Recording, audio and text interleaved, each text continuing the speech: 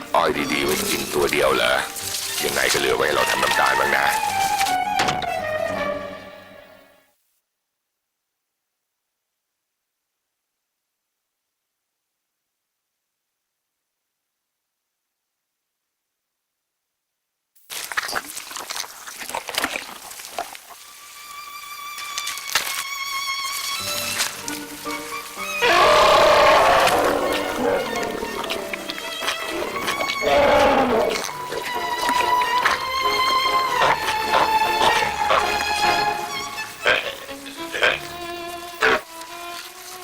เชื่อก็บ้าแล้ว